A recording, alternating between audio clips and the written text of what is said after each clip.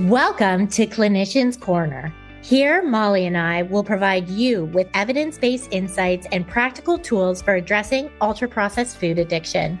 This segment is designed for both individuals navigating recovery and professionals supporting clients through the treatment process. We will be bridging personal experience with clinical expertise to enhance understanding about the treatment of food addiction and the many pathways to recovery. Each episode explores key topics such as the neurobiology of addiction, strategies for sustainable recovery, behavioral interventions, and the impact of diet trauma. We'll also discuss practical approaches for fostering self-compassion, managing setbacks, and building individualized, empowering eating practices. Whether you are in recovery or a clinician working with clients, Clinicians Corner offers research-informed perspectives, real-world applications, and therapeutic tools to support long-term healing. Join us the first Friday of each month for thoughtful conversations that equip you with the knowledge and strategies needed for meaningful progress in ultra-processed food addiction recovery. Expert insights, practical tools, transforming recovery one conversation at a time.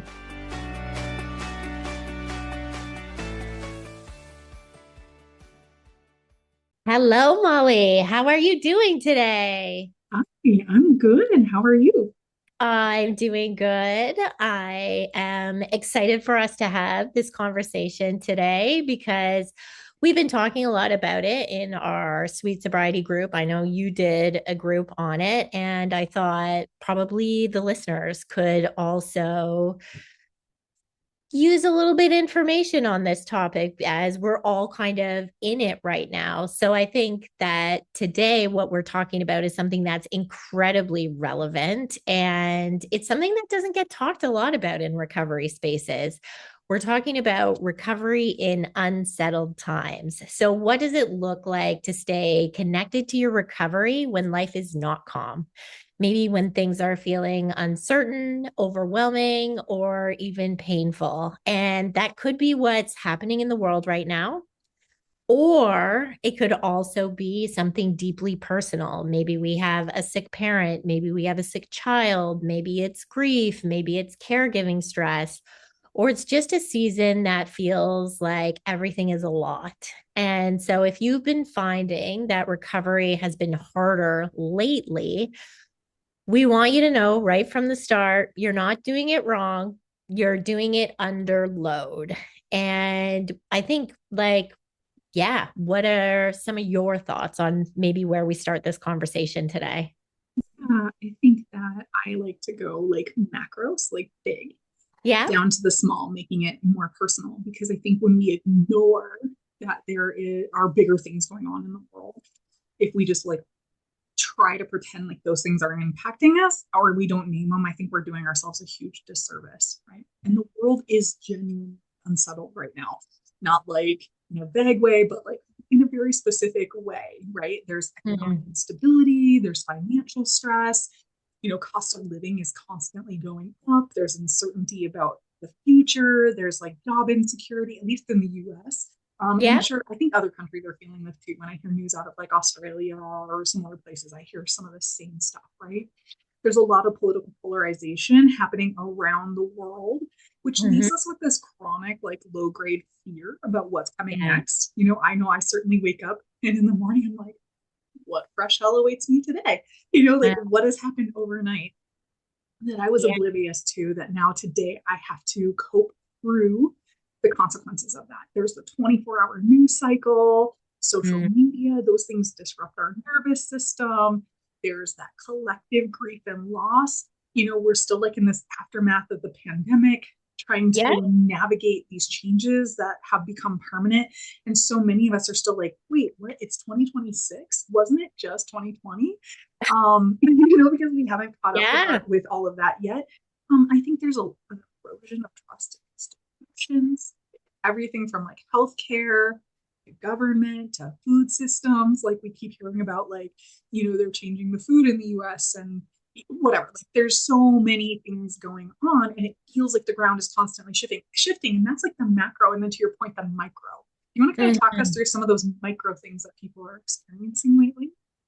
Yeah, well, I thought first when we talk about the macro and talk about what it's like to live in that uncertainty and maybe what happens in the brain and the body, right? And what happens maybe even to the nervous system, because what ends up occurring is we go into protection mode, right? So this isn't something that's a mindset issue. It's our biology. So, like you said, you wake up and you're like, what fresh hell awaits me? So, our system is always scanning for danger. It's trying to keep us safe. And when that happens, the part of our brain that's responsible for planning or even impulse control or long term thinking, which is all important in recovery, which is our prefrontal cortex, becomes way less active, right? Because we're up in amygdala, which is that fight, flight, you know, feed, all of those. So this is when our emotional and our reward centers tend to get louder. And that means cravings increase. That means emotions feel more intense, and our capacity to stay on track is going to start to feel reduced. And so, if you have been thinking, why is this suddenly so hard? A more accurate question might be, of course, this is hard. Look at what I'm carrying right now. Yeah, I And think it's really important to name though too, like when we talk about that nervous system dysregulation, that a recovering brain is already in a dysregulated stress response mhm, state. And then you're adding these macro level things, micro level things. So it was already working harder than the average brain, right, to maintain that equilibrium. And I think it's really important to name that because yeah. I think oftentimes, I know for me, I'm like, why is this so hard? What decisions have I made that, right, like why do I keep making the wrong decision? And it's really not that I'm making the wrong decision, it's that my Mhm. brain was already in this dysregulated state. Yeah. Yeah. Yeah. Because I think when people struggle, they often make it mean something about themselves, Right. right? I'm failing. I'm back at square one. I should be better at this by now. Like I've had a few people recently in sessions say, I don't really have anything like super big going on that I'm worried about. And I'm like, well, the world, right? Have you watched the news lately? And if we gently shift that to say, like, this makes sense that your system is actually always constantly under strain. And so, knowing that, what can we do? Like, what kind of support do you need inside of this? Then I think it allows us to realize, like, I don't have to have these, like you said, those micro, um, whether they're traumas or crises occurring. Everything could feel pretty, somewhat stable in my personal life. But on the macro scale, if I just constantly, every time I pick up my phone to even message a friend, there's some kind of news thing that's saying, whether it's Iran or something like that, this affects me, even though I live here in Canada. Yeah, absolutely. Right. And like you were saying, so that constant stress or that low grade stuff that's happening, even if we're not consciously like necessarily aware of it in our day to day, our nervous system picks up on it. And Mm-hmm. cortisol and dopamine are actually connected. So when we talk about like our cravings going up, we have to really explain that chronic stress actually lowers dopamine in our body. So that's going to increase those cravings. It's going to increase the pull toward those high exposure foods if that's our thing. The cigarette, the gambling, the drinking, whatever it is that we used to Mm-hmm. cope in the past when we felt out of control. Yeah. And I think a lot of people think that recovery is something that happens like when life is stable, right? There's structure, there's like predictability, there's calm, but real recovery, and this is why we say we recover in reality in sweet sobriety, it happens in the middle of real life, right? It happens if I have to be in a hospital waiting room. It happens if I come home and I have a messy kitchen. It happens if I have sleepless nights because I just got a new puppy. It happens if there's family stress and in grief. And so it's not that recovery ever pauses. It's really that we might have to shift from can I do this perfectly to how can I stay connected to myself even imperfectly at times. And I think about that as there's going to be times in recovery where we are going to be able to be doing extra, right? Go to that flourishing, go to that thriving. There's going to be times in recovery where life might have to get a little bit smaller, and it's like that minimum viable recovery. And so, like, what's the smallest version of recovery I can do today in order to make it to tomorrow when, stress is, or life is, or the world is overwhelming. Yeah, because what I'm hearing you describe is like that shame spiral that Yeah. follows that whole judgment of like, I'm not doing this perfectly, or I was doing so well. Why is it so hard now? Kind of deal. Mm. And this is what I talk to clients a lot about too. It's not even like the slip itself, yes, can be damaging for sure, but the judgment of it is going to have Uh, far longer lasting impacts because it's going to be the thing that turns it from a slip into a recurrence, into like now we're off, off the path for who knows how long, and we keep repeating these judgmental, like critical statements to ourselves. And yeah, to your point, right? It's like it can become chaotic pretty quickly. And now we've gotten ourselves into a situation we weren't in because at the end of the day, like you said, recovery happens no matter what, because we do, right? We recover in reality. mhm. And it doesn't mean that your recovery is weak. It just means that your biology is like meeting circumstance, right? So I talk about like our best hopes are like our expectations meet Yeah. reality and then disappointments in the middle. And so can we tolerate that, like you were saying, can we tolerate like how small can we do recovery like in an imperfect way? Are there little things along the way that we can be doing that keep us moving in the direction we want to be moving, even if it's not leaps and bounds? Yeah. And I think, when I think about these situations, I don't know if you've had clients lately who've been talking about maybe the macro stuff before we turn to the micro stuff, because sometimes the micro stuff can be a lot more polarizing Sure. in some ways. And it feels a lot heavier because it's like right in front of us all day. Yeah. Um, but when I think about some of the macro and some of, even if it's just the state of the world right now, and it's like, for me, I'm asking my clients, like, how often are you getting cued?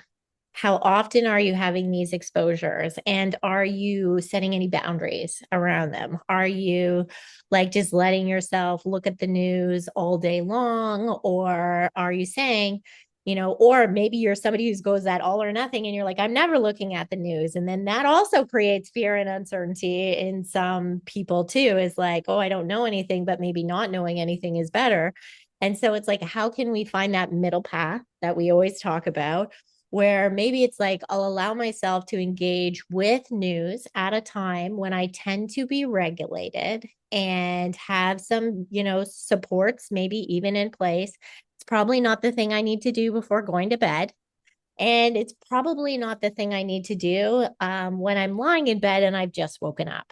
Right. So trying to have some book endings of support to our day and finding a time and a way so that when I engage with news, it's not just on these unextended journeys, which then can create these thought spirals and sometimes take people down a very fearful path. Yeah, absolutely. I would also say with that, like, are we doing it alone? So are we constantly being inundated with this information when we're alone? Because that can then be heightened, especially if we have trauma histories where, we had to take care of ourselves at a very young age, or very big, scary things happen. We didn't have like trusted adults around to like kind of repackage it for us in a way that our nervous systems could better process. And so, to your point of like, yeah, limiting our access to that also includes, where are we getting that information from? Are we doing it alone? Do we have somebody that we can process that with?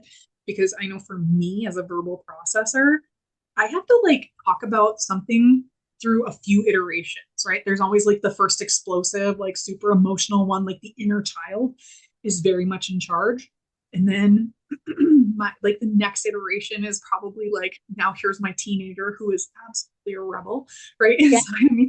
And then finally my wisest self shows up. But if I don't have somebody to like do that process with, because again, because I'm a verbal processor, maybe you're not, maybe you want to journal it, but I know that that also helps me to not encode it Mm-hmm. so in such a spicy way. Like it's not as intense if I can like have that process. So I think like not only like having boundaries around consuming it, but also having like these guardrails of, am I doing it alone? How am I processing? Yeah. Yeah. And even talking to people about what's acceptable and allowable for you, because sometimes people are sending us things Mhm. that we're not even asking for. And then we're being inundated with feeling like we have to watch these things and maybe comment and respond back to people. So it may even be, I need to have some boundaries around saying, like, just for now, it's maybe not a loving choice for me to be watching these kind of videos because I'm kind of putting a limit on that. And I hope that's okay with you. If you want to send me pictures of, French bulldogs, because that's what I would ask for, or something else. You send them all day. But I am really trying to limit my exposure to this because I'm noticing it's creating a lot of anxiety in me, and that's not making me feel very good. Yeah. Right. Exactly. And a little asterisk on that, that can be a big ask to ask our listeners to set that Hmm. boundary too. Hmm. And here's the thing. This is what I tell all my clients. I even tell my children, like, I'll be the bad guy.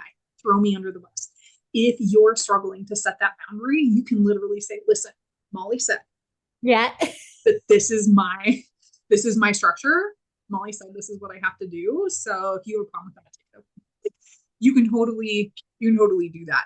I tell my kids all the time, like, if you're doing something and you don't know how to like get out of it on your own, just be like, my mom said I can't do it. See you, bye. Like Yeah. that is totally Yep. that is always okay to like have that out, because I Hmm. know that that can be really scary when our relationship structures are set up in a way that we know and understand, and we're about to introduce something new. So not only is our nervous system like freaking out because of Hmm. like what's happening, but now it's like we're asking it to freak out a little bit more while we set this boundary. It can be really scary when we really love somebody and we don't want them to reject us. Right, right. And I think, again, it's like on a personal level, if it's not about setting a boundary, it's what are some things that we can do for ourselves when we are noticing that we're activated. We don't need like a 10-step plan, right? We can just start with the body But when, why don't we talk about though what we might be noticing first? Like how okay. would somebody know if they're experiencing that? And then let's talk about, I mean, if that's okay with you, Yeah, I feel like, yeah. yeah, like maybe people are listening to this and they're like, how would I even know? Like, what if it's just so normal to me? Do you have thoughts on what Yeah, signs they might be? well, I certainly think the body can give us a lot of signals, but I feel like that can be challenging to access for a lot of people, first off. So it might be my thoughts that I'm noticing they're a little bit more scattered. I'm noticing a little bit more brain fog. I'm noticing a little bit of distractibility. Often, what I also feel like people notice is maybe they're not using food, but they're like shopping a little bit more. Like they're still looking for these escapes, right? And they might be alternate escapes or other outlets. Than their usual substance. And it's just like more of a desire to do of those things. And often I would be like, well, that's craving too, right? So let's just name that this is craving. It's just showing up in a different way. I think and you might be noticing you're not sleeping as well. Maybe you feel a little bit more indecisive about your food plan. Everything like your usual structure doesn't feel as easy to access, is something that also people are reporting to me. The things that maybe used to bring them a lot of joy aren't landing in the same way. Because I think when we are in that heightened state of chronic stress and fear for a long time, we just get burnt out right? And so like it's almost more strange to go into regulation. It's so Yeah. where usually I'd be like, oh, okay, I'm going to go for a walk and listen to a podcast. Now it's like the podcast isn't working, the music's not working, nature's not working. And these can sometimes be signs that, there's something going on and I may not be fully presently aware of it. But that, that's what lets me know I need to turn to body because Yeah. likely what's happening is I am holding my breath more. My chest is feeling tight. My jaw is feeling tight. My shoulders are up by my ears. One thing I do is like clench my fists. And that's just tension is protection. And the body naturally goes into this. It's like fighting stance, right? And so I think it is, if we are able to get into body and tune in, I think then we can notice a lot of what's going on for us. What are some of your Yeah. Yeah, I think I think so you had said, okay, when we try to escape, and I think I frame it just slightly differently as far as like, that seeking safety. Like yeah, I think there's this old message like, oh, I'm just trying to get away from it. I'm trying to yeah, escape. And sometimes I think that can be really shaming if we have a yeah, strong inner critic. So again, like everybody use the language that makes sense to you. I just want to offer some other language. Escape definitely is a word that works for me sometimes when yeah, I'm really trying to like kick my own booty. But like in a self-compassionate, like fierce, ferocious kind of way, not a yeah, mean way, right? But I think just like reminding ourselves, like, oh, I'm seeking safety. Like I'm seeking to feel safe enough to be okay. And so to your point, right, like the increased irritability or even like reactivity, that emotional validity, wow, I can't say the word. volatility. Volatility. Woo.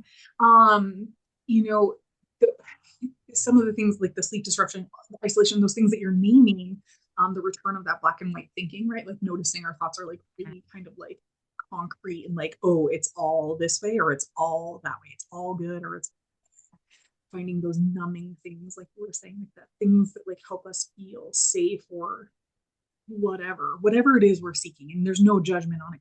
All of those things, what's so interesting about it and the inner critic, it's like it sounds like post-acute withdrawal syndrome, Mm, that's right? true. So as we're talking about it, we're listing out kind of like some of these signs and symptoms. If you're a person who has done anything with us around sweet sobriety, we talk a lot about post-acute withdrawal syndrome. And um, and granted, this is a little bit different, but it lets us know that there's a way to take it. So you were saying like getting in contact, right? Like reconnecting with Right. our body.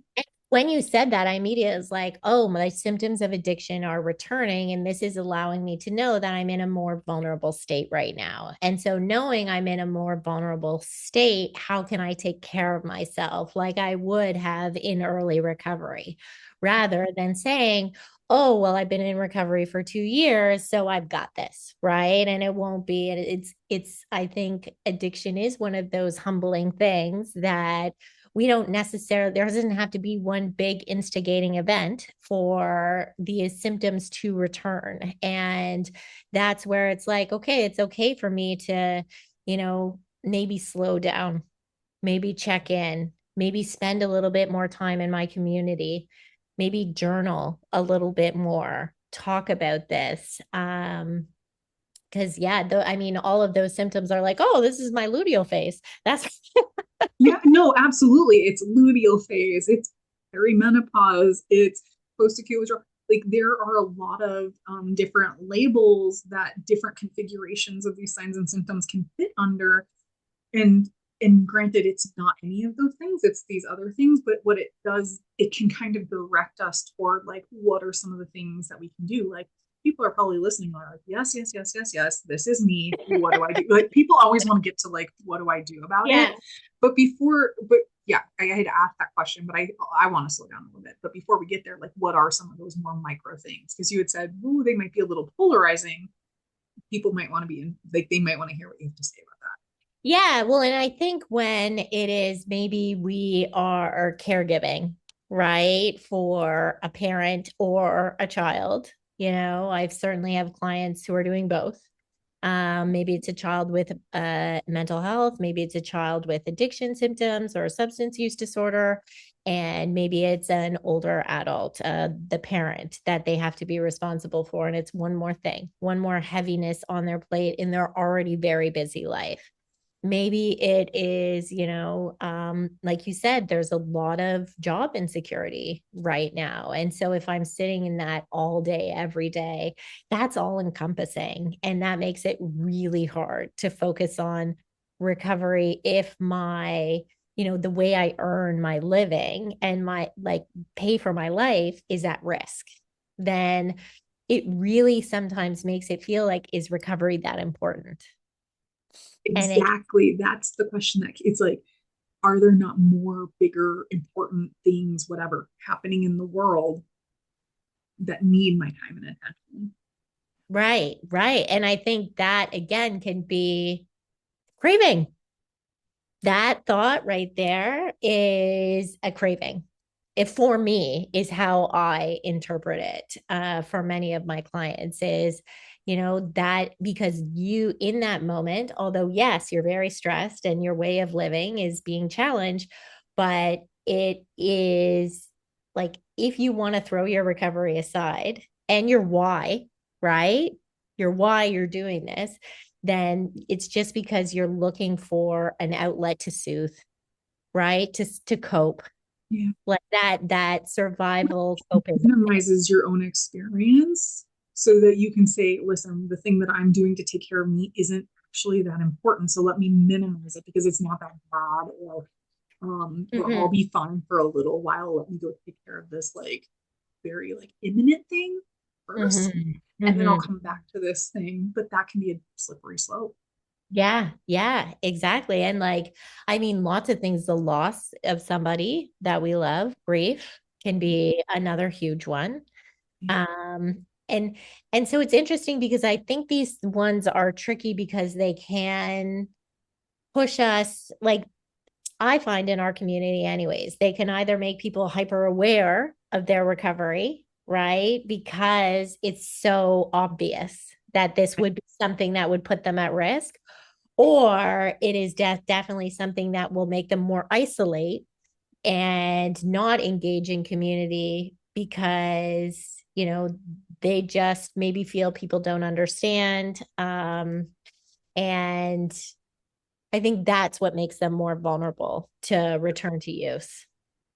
That makes sense, right? When we have a belief or a narrative Yeah. that I'm weird because I'm experiencing this thing or I'm feeling this way, or like these are my thoughts around it, or like here's what I would like to have happen, but that's so like unconventional. Will anybody like want to be my friend? Will anybody want to support me? Can I talk to anybody about this? Mm-hmm. Yeah, that It's makes sense. interesting, like how, I mean, I think I deal with grief. I've dealt with it so differently or in so many different ways. Obviously, the last one would have been like losing Benson, and there was a lot of shutting down that I do, for sure. But there was some reaching out, which was a progress for me this time. But like again, I don't want to make everything sound maladaptive. No, it's not. That's the thing is like it is adaptive. You're Yeah. learning to be flexible and figuring out how to roll with it. And if it's something you've never navigated before. So let's just use grief as an example. Yeah. Even if you've navigated grief around, say, losing a grandparent Yeah. or moving from like your hometown that you always lived in to somewhere else, right? Like there are all kinds of reasons why we might feel grief. If you've never done that exact thing before, you are doing it for the first time. Even if Mm-hmm. you are grieving for the first time about Benson, even if you've lost dogs in the past, they weren't Benson. So Mm-hmm. for example, right? So it's like giving ourselves permission to just be human, just have these experiences. And do it messy and still be okay, right? That's actually possible. And actually it can not only be possible, but it can be beautiful. Absolutely. Some of the most transformational moments I've had, I have, and this is like so I'm going to say it out loud, and it sounds really weird to me. And if it is, it is, but it's been helpful to me. Yeah. But I have people, like whatever, like I have other people, whatever. And sometimes when I'm needing a release, I will literally send them a video message, knowing that as I'm talking to them in this video message, I'm going to start crying. And I call it ugly crying because it's like snot, tears, like sounds that come out of me. But, Hmm. like I try to repress, whatever, like all of those things that we try to do to be, right or perfect or whatever, heavy Yeah. Seen quotations a there. certain way. Yes. Yeah, the image of it. And some of my most transformational moments have actually come from doing that and then having the person say, thank you for letting me Yeah. witness. Thank you for sharing that with me. Thank you for like allowing me to be in it with you. Yeah, absolutely. And then I get sometimes people will say, like, you're such a beautiful crier. And I'm like, so then I'm like, oh, maybe, right. So it just helps sometimes to be seen and to take some of the judgment out of it. And the stories that we've held on to probably from our past, and it just takes one person to say one thing and it can stick in there depending on the state that we're in when it gets that, right, Yeah. like the whole thing. And so, yeah, I just think that there's no, like you said, we don't want to make this sound maladaptive. What we want to reassure you is like, you're doing everything you can in your power to the best of Hmm. your ability. You're making good decisions for yourself, regardless of what anybody else might think, in order to cope through the thing that's Yeah. And I think like every time that these things happen, we learn and grow from it, what worked and what didn't work. And so if I've had a lot of tools that have been working for me for a long time and now I'm noticing they're not working, it might just be time to search for some other tools or another community or, versus like always going right to the food plan. happening. Yes. Oh my goodness, it's so interesting, right? Like how we just believe, like it's like, no, remember what we always say, it's about the food until it's not about the food, because Mhm. it was never about the food. The food didn't actually show up one day and hurt you, and then like you were like eating at it for the rest of your life. No, hurts happened to you, and food was Mhm. accessible, and we're wired in so many ways for that to make sense. And then it hijacked the system that it was already designed for, and now Yeah. here we are, right? And so, yeah, to your point, like maybe I just need more resources. Maybe I just need more Yeah. support. Do I actually need to, again, go change the food? Or is my behavior around the food giving me information that I'm ignoring because it's easier to say, oh, change the food? Right. Right. Yeah. It's always easier to focus on the food plan than to focus on the deep emotional stuff that's actually going on in me. Yeah, absolutely. Absolutely. Yeah. So, like you were saying, return to those basics, like make sure that the guardrails are so, yes, go double check your work. Yeah. Have I gotten away from the food, the foods, how I eat them, when I eat them, right? Like, have I gotten away from the structure that was working for me? But also, like that nervous system stuff, like breath work. You don't have to Yeah. go do like hours upon hours of guided meditation. You don't have to No. be a monk living in a temple somewhere. Like, just lengthening, to your point about holding your breath, like just inhaling Length and to then X. lengthening the exhale. You can Yeah. do that sitting at a stoplight. You can do that driving 90 miles an hour down the interstate if you want to. Like that is accessible at all times, right? Right. Slow yourself down. Like taking a Yeah. moment to look around the room, And name orient yourself. what you see, right? That grounding, right? Is like I see plant, I see snow, unfortunately. I see tree. These things just bring us back to the present because Right. all our anxiety and uncertainty in the future is like that's in my head. That doesn't even exist yet. That's not fact. It's not reality. It's like um my coping mechanism to try to control, Yeah. Yeah. right? The future. And so we have no control of the future. And if you do, please write us. We would love to know what happens. Um, I don't want to know. Don't tell me. Clarissa no, wants to know. That's actually, fine. maybe we don't. Maybe we don't. Actually, I don't. Uh, Actually, I don't. But you're right. I mean, that could be another like sign too, is like when we start to notice we want to control. Mm-hmm. That doesn't make you a bad and wrong person. It's just like, oh, I'm This feeling is out of how I control. manage my anxiety. Yeah, Yeah. I feel unsafe. So I Yeah. want control. And I think like when it comes back to body, I love the distress tolerance skill tip, right? The temperature. So maybe it's getting some ice, just like putting in your hand, squeezing it, putting a cold cloth on the back of your neck, under your knee. Again, maybe it's just a little bit of movement, like release whatever that tension is in you, like shake it out. And that pace breathing we talked about, stretching on the floor, being in relaxation. I love self compassionate touch. So, hand on chest and like give it some weight. Like, Mhm.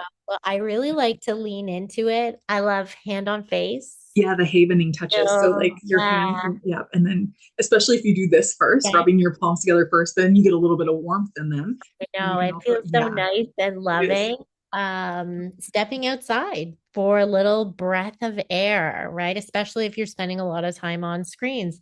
All of these are small signals that orient the body to safety.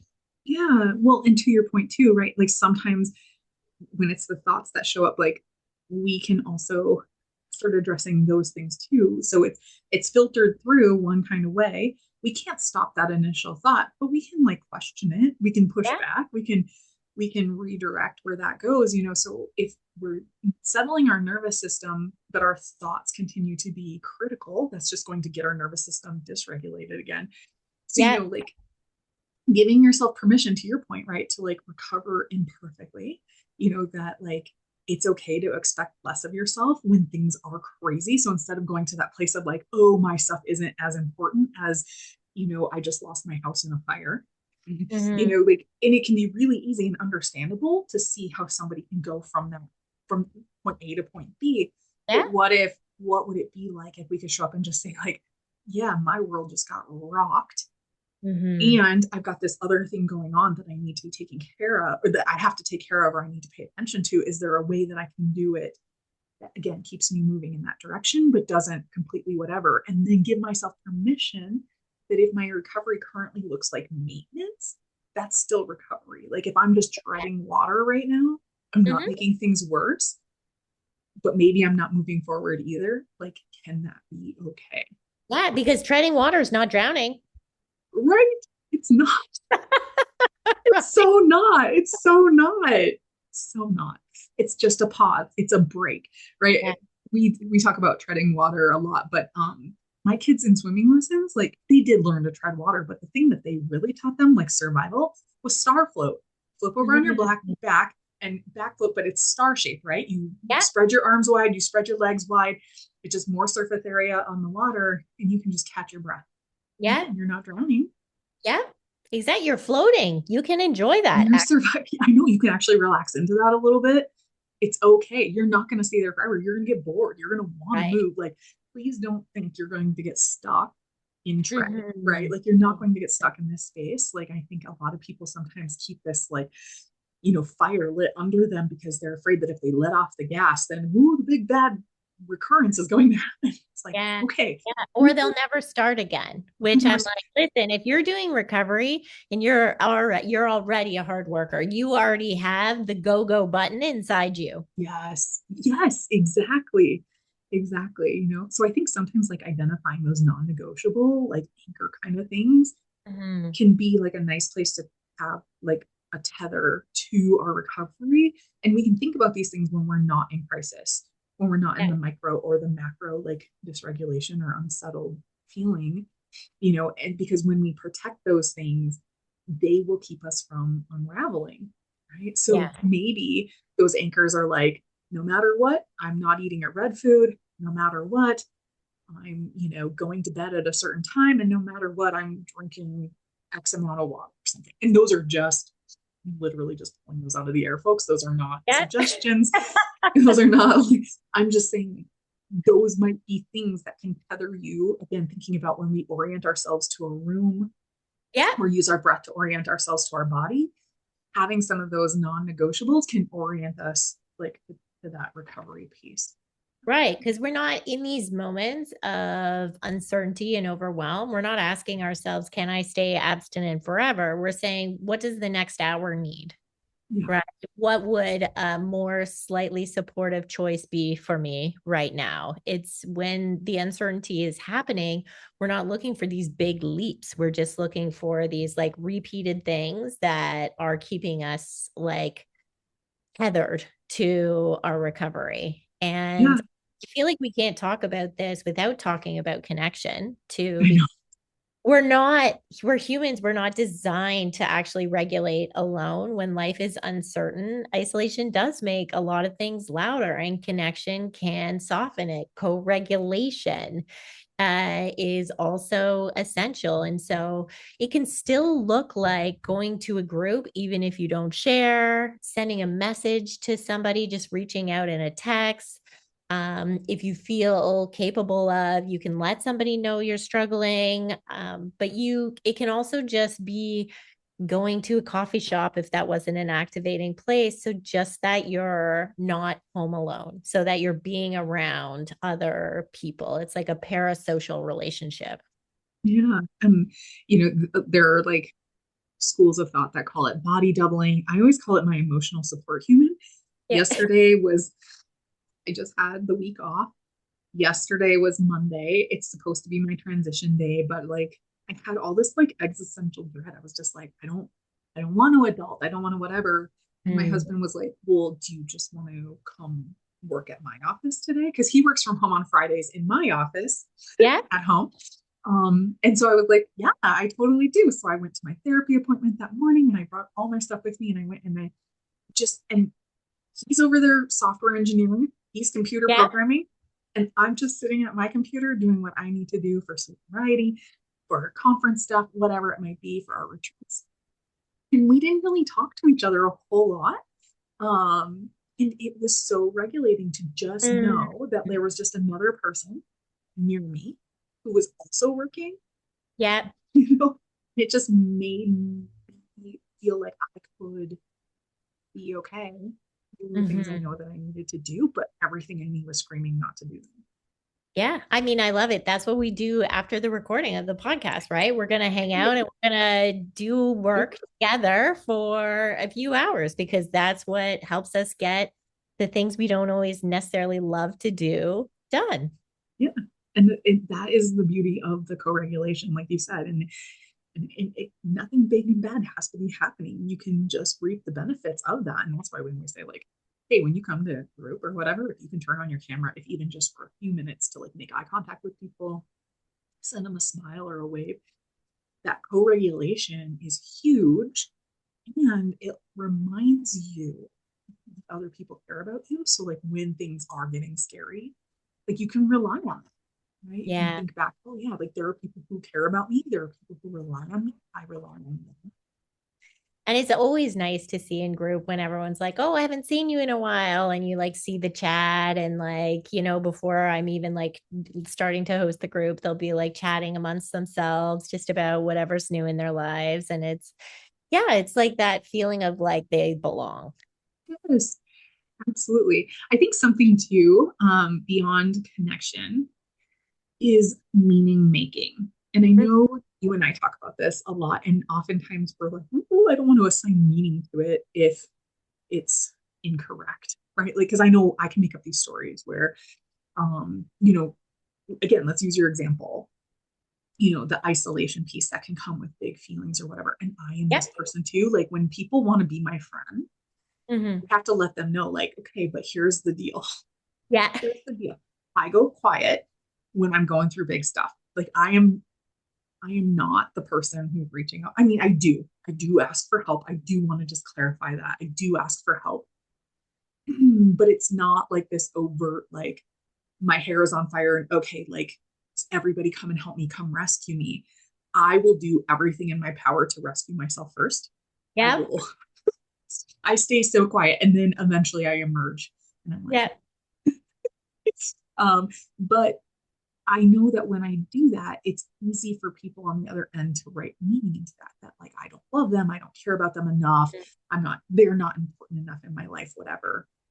And so, I want to be really mindful of like when we talk about assigning meaning making or leaning into meaning making, that we want to be really careful that we're not using those old scripts to write the meaning, because Yeah. recovery has to mean something more than the food. Yeah. Otherwise, again, we're just on a diet plan. We're just trying to make it to Cancun and wear a bikini or whatever it might be. Especially when things feel uncertain, and so that would be like a big question that I would like for people to think about. Like, what is your why? Hmm. Like, what is it that keeps you moving in the direction that you're going? And not like, oh, because I don't want to be overweight. Like, get Hmm. into those values, get into those deepest desires, get out of the surface. Like, what are the things that don't mean a number on the scale or a size on your pants?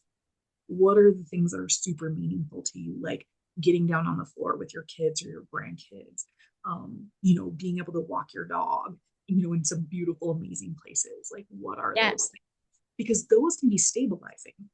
Because Yeah. when we can come back to those values and what is my real why, when things start to feel chaotic, and to your point again, like, what is the smallest piece of recovery I can do?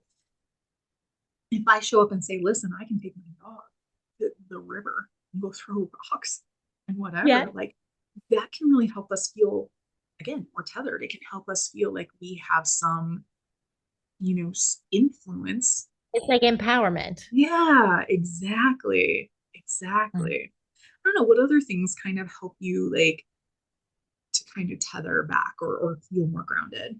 Well, I think it's mostly self compassion. And that's because I just love compassion, right? To be able to say, this is really hard. And it's okay to feel scared because I'm like everybody feels scared. And this can, even with the dentist, I have an appointment Thursday and I'm like, oh, like I don't want to go. There's nothing about this that feels good. And I would do anything to not go. And it's like, but it's like, this is really hard. And dental health equals mental health. And so I'm going to go do it and I'm going to do it scared. And every time I do it, it's okay. But it's also okay to be scared and be 46. Absolutely. Absolutely. I do so many things scared. I do. Yeah. And I have to remind myself, like, Molly, you're a type 2 fun girly. Like, Yeah. you've decided this and now you've made it your personality. So you got to keep going. Yeah. you know, I I choose still to remember live. the roller coaster in Vegas. Oh my God. Right. Yeah. You just got to do it scared. And I'm pretty sure that after I got off, I'm like, I will murder you if we ever do that Yeah. again. Um, Although you've talked me into like way crazier things And since then. way zip line in Yeah, we zip line Switzerland. down the mountains in Switzerland. Um, right. But I also think too, with the self-compassion, which is beautiful because again, nobody can take that away from you. Like, that's all you. Mhm. And maybe this is too woo-woo, but I am a big fan of some kind of spiritual connection and practice. And this Yeah. doesn't have to be organized religion. It can be organized religion. It can be whatever your flavor of that is. Mhm. But I know for me, I feel the most, we're going to use the word control, in control. I feel the Mhm. most in control when I am doing some kind of spiritual practice, when I'm like asking some kind of connection and doing some kind of reflection, when I'm in nature, just to be in nature. Yeah. I'm not trying to get anywhere. I'm not trying to whatever. I'm literally just kind of standing in the middle of, some trees. Like I think about when we were in Scotland last time, and that gal was like, "Oh, it's a real easy walk." Um, but Yeah. there was Straight this up a really magical mountain. place. Yeah, straight up a mountain, past a quarry, no It was the switchbacks. most magical forest we were in the whole trip there, though. It was like her recommendation was amazing. She just sold it to us in a totally different way and then laughed about it because in Scotland, like that's like their big, like, that's their funny. That's fine. But I don't know if you remember, but there was like this it was like an abandoned cabin or something. Like the walls were still kind of Yeah. there, but in the middle there was this grove of trees that were like in a circle. And I just stood in the middle of them and like looked up because they were so tall. And the light was just like this circle at the top. And like I could spin in this circle and it was just so magical. Right. So like Mm. just doing things like that. You don't have to go to Scotland, folks. If you live Yeah. there, lucky you. But I'm just saying, like, finding those moments that spark that in you where it's just like you can feel really small in this big wide world. And sometimes that can be like this readjustment of like, oh, okay, there's like all these bigger things at work. I think about this all the time. The sun was shining, the moon came out, clouds existed, beautiful skies existed long before humans ever did. Like the same sun, the same moon existed when dinosaurs existed. Like sometimes I just play these scenarios out in my head where I'm like, oh, you're actually okay. Like you're okay. You're going to be okay. It's going to be all right. No, that's so powerful and just beautiful ways to take care of yourself, right? To be able to say like life is really hard right now and I still need to care for myself. Like now is not the time to abandon care for myself, which often is, I know it's a coping mechanism and it's survival, but it's not often the most loving choice, the things we want to go back to. And it's not actually taking care of us anymore. It might have initially, but that's not true anymore. And so it's really about finding like, because most of us, when our kids or our pets are scared and sad and overwhelmed and shaking, what do they need? They need a hug. They need love. And it's like, hey, I'm here. I'm with you. It's going to be okay. Yeah, totally. Well, we need to wrap up. So, what do you think, or what are your best hopes that people leave this episode with? Well, if I feel like if you are in a season right now where things are feeling really heavy, I just want to leave you with a few thoughts. You're not broken. And this is a universal feeling of uncertainty, anxiety, and overwhelm right now. Your nervous system is just responding to what's happening. Recovery doesn't require perfect conditions, and small steps in really hard seasons matter more, actually, not less. We don't have to win the whole day. It's just taking it from this moment to next moment to next moment. That's how recovery continues in unsettled times. Yeah. Yeah. I love all of that. It's so good. And like you said, when you called out the bravery, like it's the bravest thing you can do is when you stand your ground. When Yeah. like the earth seems like it's shifting under your feet, but you stand your ground and you say, like, not today. Like if just today all I can do is just stay right here and stop. Things don't get worse. Yeah. And know that it's not going to be like this forever. Other days existed before these days happened. Yeah. Those brighter days, easier days, They will come whatever, again. they'll come again. Yeah, absolutely. Well, everyone, some of my best hopes are if you would share this episode with someone who you think might need it. Come to group if Yeah. you are if you're at all interested. Come to Sweet Sobriety. Come to membership group. Come to group. Go to group if you're not a part of us, but you are a part of some membership, whether it be a 12-step group or just a peer support group in general, or maybe some other program out there. Go, even if you've been avoiding it. Go, just go. And if you are a professional listening, make sure to bring this conversation into your next conversation, or maybe if you go to supervision, because there's no way that we are the only ones feeling this. There's no way that our community is the only community feeling this. It's like So, every client session we are having is that. And so, of course, we're going to be taking some of that on too. absolutely. Yeah. So if you want to hear more about this or a different topic, you can email us at foodjunkiespodcast@gmail.com. Thanks, everyone. Have a good day. Bye. Thanks for joining us this week on Food Junkies Recovery from Food Addiction. Make sure to join our Facebook group, Sugar Free for Life Support Group. I'm Sweet Enough. Molly and Clarissa are food addiction professionals who offer one-to-one counseling and group coaching through Sweet Sobriety. Please subscribe to our show so you never miss an episode. While you're at it, if you found value in today's episode, we'd appreciate you leaving us a review on your favorite platform. Your feedback helps grow our show and allows us to reach others who need to hear this message of recovery. Don't forget to pick up a copy of Dr. Tarman's book, Food Junkies. And as Vera always says, the power is ours.